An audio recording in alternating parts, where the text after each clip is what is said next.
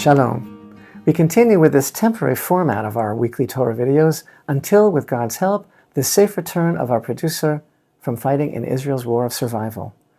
This week's Torah portion is Parashat Vayera, beginning in the book of Genesis, Sefer Bereshit, chapter 18, and it continues to focus on the life and career of our forefather Abraham, Avraham Avinu. Torah teaches us that Avraham was the first of the true believers in the one God, and it was he who introduced this belief into the world. Our portion begins with the words, "And Hashem appeared to him in the plains of Mamre, while he was sitting at the entrance of the tent in the heat of the day." Our sages teach that this scene is actually taking place on the third day following Abraham's circumcision, and that God himself was fulfilling his own commandment, as it were, by visiting the sick. Now, the third day following the procedure is the most painful for anyone. How much more so for Abraham, who was 99 years old?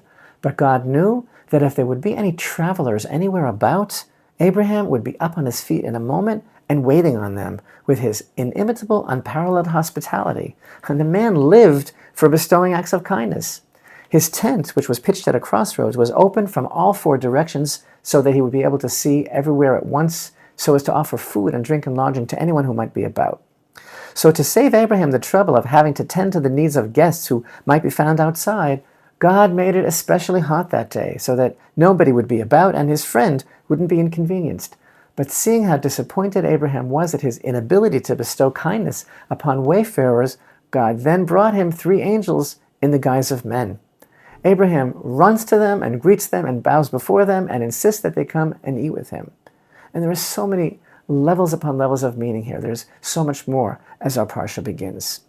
Now, we know that Abraham's signal trait, his main quality, was the quality of chesed, kindness. Throughout Torah, Abraham represents the personification of the attribute of kindness. The prophet Micha makes this association in the last verse of his prophecy.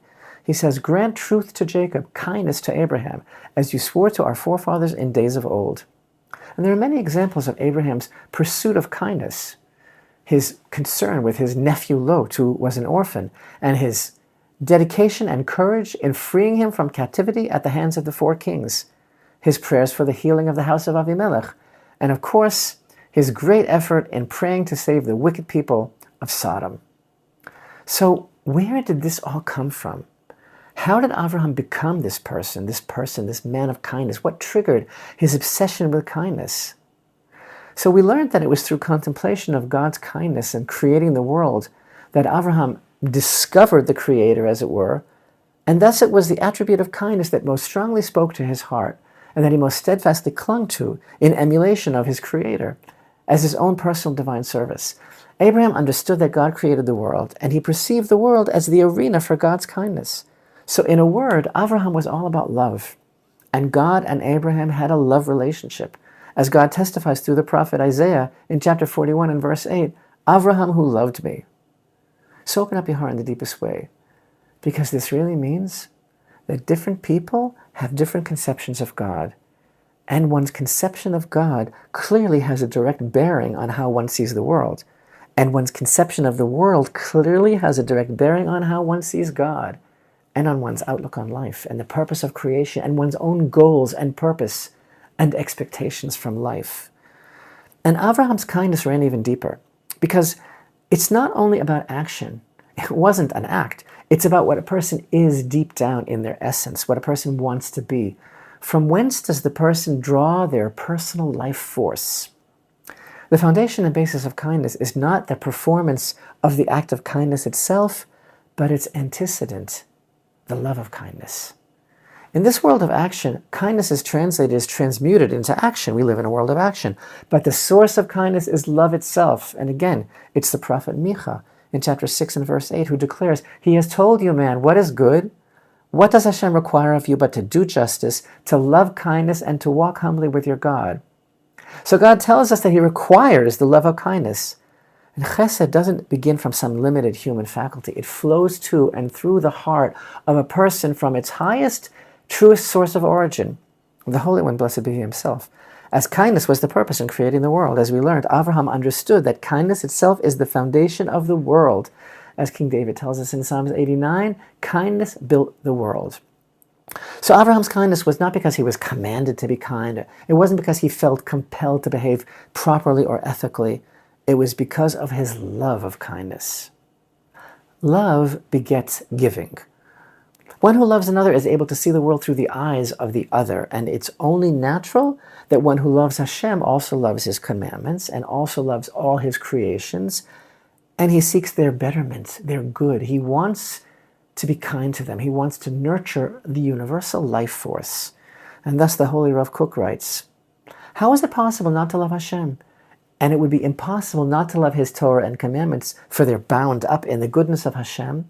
And it's impossible not to love justice and integrity, not to desire that goodness should be established for all.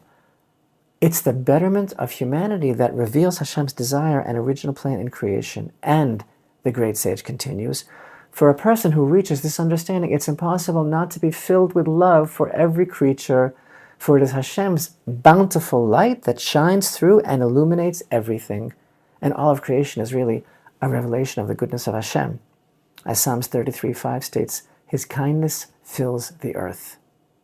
But besides all this, Hashem himself bears witness that not only does Abraham conduct himself in the ways of chesed, he also teaches his descendants the ways of charity and justice. Before destroying the wicked cities, chapter 18 informs us, and Hashem said, shall I conceal from Abraham what I do, now that Abraham is surely to become a great and mighty nation, and all the nations of the earth shall bless themselves by him? For I have loved him, because he commands his children and his household after him, that they keep the way of Hashem, doing charity and justice, in order that Hashem might bring upon Abraham that which he had spoken of him. So Abraham bequeathed the trait of kindness to his children through Isaac. And it's such a powerful component of their identity that Maimonides teaches that if someone is not merciful to others, it is proof that he is not a descendant of Abraham. This trait of kindness is actually an identifying factor in Abraham's children passed down in their very genetic material. So it opened up your heart deeper still, because wait, there's a question, wait a moment. Isn't Ishmael also a son of Abraham? Ishmael was Abraham's biological son, but he wasn't Sarah's son. So go the verses in chapter 21. Sarah said to Abraham, drive out that slave woman with her son, for the son of that slave woman shall not inherit with my son, with Isaac. The matter greatly distressed Abraham regarding his son. So to Abraham God said, be not distressed over the youth or over your slave woman. Whatever Sarah tells you, heed her voice, since through Isaac will offspring be considered to be yours. So God was telling Abraham, Sarah sees better than you. She's a greater prophet than you. Listen to her. She saw further. She saw down the line into future history, and she understood that the presence of Ishmael and Hagar would prevent blessing from coming into the world through Isaac. She saw that something there is about Ishmael that got twisted along the way. Nonetheless, Hashem promised Abraham, but the son of the slave woman as well I will make into a nation, for he is your offspring. He's your offspring, but not your line. And as the angel of Hashem told Hagar back in last week's Torah portion of Parashat Lech Lecha in chapter 16 and verse 11, behold, you will conceive and give birth to a son. You shall name him Yishmael, for Hashem has heard your prayer, and he shall be a wild man. His hand will be against everyone, and everyone's hand shall be against him, and over all his brothers he shall dwell.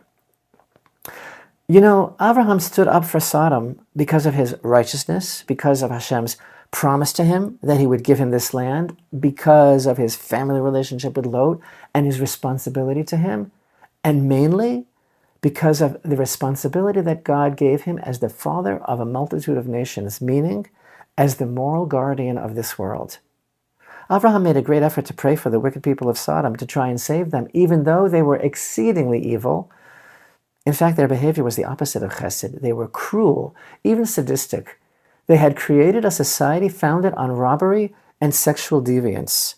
And Midrashic teaching describes that it was their custom to torture wayfarers if anyone was unfortunate enough to seek lodging in their town.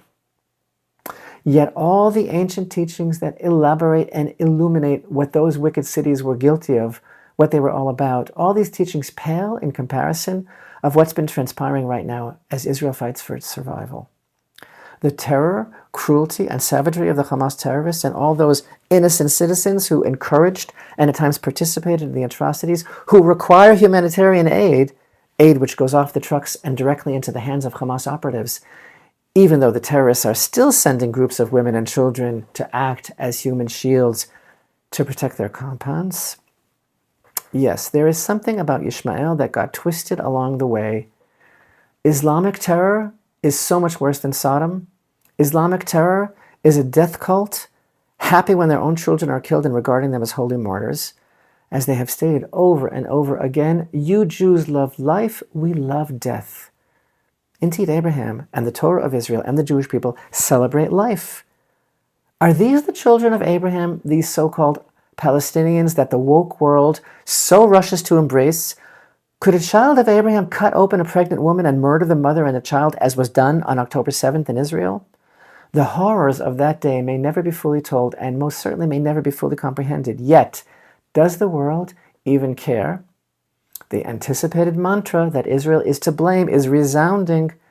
And meanwhile, just today, it was reported by an Israeli first responder, a volunteer in the Emergency Response Corps who dealt with removing dozens of corpses from the scene of the October 7th massacre.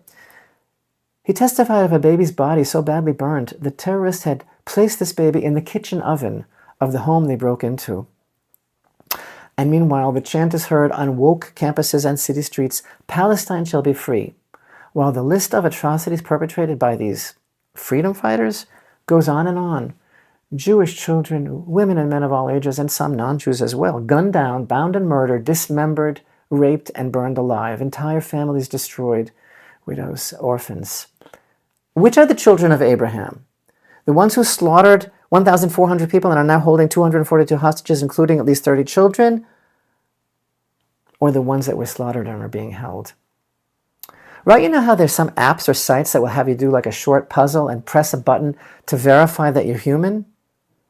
Now's your chance to verify that you're human.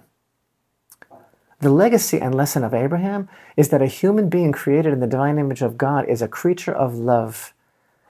The more a person loves, the more that person will seek out opportunities to perform acts of kindness for others, to be good to others. And the more acts of kindness he performs, the more he loves. Abraham represents not simply the attribute of performing kindness, but the capacity to love kindness. That's why he was the lover of God. That's why God called him